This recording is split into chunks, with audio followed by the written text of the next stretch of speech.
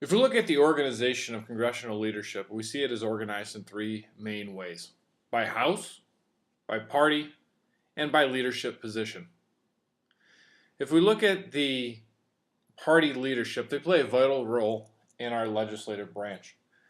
Not only do they help to coach and rally party members, but they're also responsible for moving legislation and also helping to ensure that party goals are carried out.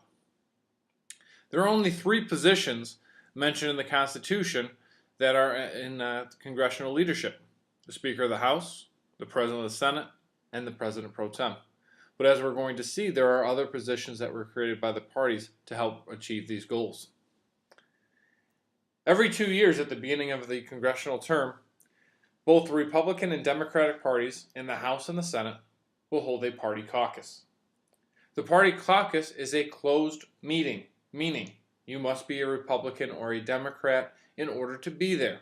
If you are a third party like an independent or a socialist, you must pick which party you are going to caucus with.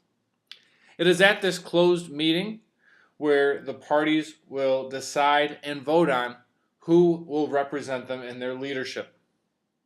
These are closed meetings, meaning you must be a Republican or a Democrat. Once the voting has taken place, these votes will be confirmed by a vote in Congress, but usually that's considered to be much more of a rubber stamp. By far, and the most important and powerful position within the halls of Congress is the House of Representatives Speaker of the House, who is currently right now Paul Ryan. The Speaker of the House is expected to aid the majority party in helping to achieve its legislative goals. And nearly all of the Speaker's duties revolve around two main responsibilities: presiding and keeping order of the House of Representatives. Because the Speaker of the House is in charge of most sessions of Congress, no member may have the floor, may speak, until they are recognized or called on by the Speaker. So this is pretty vital. Paul Ryan has the ability to decide who is able to talk on the floor of Congress. If they're from the Democratic Party or they're opposing something that Ryan may support, he has the ability not to give them that platform, not to give them a voice on the floor of Congress. In addition, the Speaker of the House plays a very heavy hand in the legislative process. The Speaker is responsible for interpreting and applying various congressional rules, deciding which bills and where a bill will be referred to what committee. He is also responsible for putting motions to a vote and deciding the outcome of most votes taken on the House floor. Now, there's something special about the Speaker of the House. Just like his colleagues, he represents a congressional district. But for the most part, it is tradition that the Speaker of the House usually abstains from voting on most legislation, usually only voting in case of a tie. And the other important thing about the Speaker of the House is that he falls in third in line in presidential succession. Next to the Speaker of the House, the floor leaders are the most important officers in the House and Senate. Although they do not hold official positions, they are considered to be the leaders of their respected party officers. They are considered to be legislative strategists whose goal is to carry out the decisions of their party caucuses and steer action to their party's benefit. They are also considered to be the chief spokesman of their party. Now, if we're comparing House versus Senate majority leaders and minority leaders, usually the Senate and House minority leaders are the most influential spokesman of the Senate, where the House minority leader, who is currently Nancy Pelosi, is usually a little bit more prominent than the House majority leader. Yeah, we're going to start this over. Okay. Next to the Speaker of the House, the floor leaders are the most important officers in the House and Senate. Although not mentioned in the Constitution, they are considered to be the leaders of their respective parties. They are considered to be legislative strategists whose goal is to carry out the decisions of their party caucuses and steer action to their party's benefit.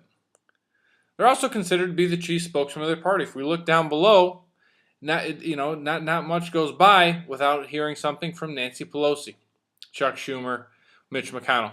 Now, you don't hear as much from Kevin McCarthy because kind of Paul Ryan kind of supersedes the Republican majority leader. The Speaker of the House usually does that for the party in power in the House of Representatives. One of the most vital roles, though, in the House and the Senate are that of the majority and minority whips. And you guys all know that I love House of Cards. When Frank Underwood first starts his path to power, he starts out as the majority whip in the House of Representatives.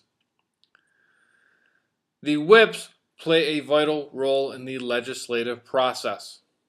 They work with the majority or minority leaders, and they act as a form of liaison between the party leadership and between their rank and file members. Those of you that have seen House of Cards, I think Frank Underwood does a great job of illustrating the importance of doing that. If you think back to season 1, he gets through an education bill. He does that by working with the rank and file members, but in addition, also has to play the president and also the other members of the House and Senate leadership. Anyway, the whips are responsible for checking with party members, telling floor leaders, hey, this is how they feel on an issue. This would be a good time when to bring it. And, it's their job to really try to kind of schmooze, but also try to get these folks to get on board with their party policies and party goals. The Constitution makes the Vice President of the United States the President of the Senate, meaning, unlike the House, the Senate does not choose its presiding officer. And unlike the Speaker of the House, the presiding member is not a member of that chamber. Both of these reasons help to contribute to the fact that the Vice President plays a much less powerful role in the Senate than that of the Speaker of the House. Despite this lessened quote-unquote power, they still have the usual powers of a presiding officer. Overseeing a floor debate, recognizing members, putting questions to a vote. But here's also an important role. Remember I said the Speaker of the House may not vote. There's nothing in the Constitution preventing them from voting. Well, the only time a Vice President can vote is when there is a tie in the Senate. So if we have a 50-50, 49-49, whatever it may be, when there is a tie in the vote, that is the only time in which a Vice President or the President of the Senate may vote. But sometimes the Vice President has to do other things. So when the Vice President is absent, the Senate has a President pro tem, a temporary president. The President pro tem is elected by the Senate and is always the leading member of the majority party and usually is the longest serving member. It is more of a position of respect than a power position, so it's usually done out of a sign of respect and kind of a more informal role.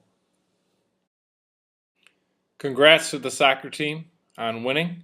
I hope to see you guys tomorrow in class.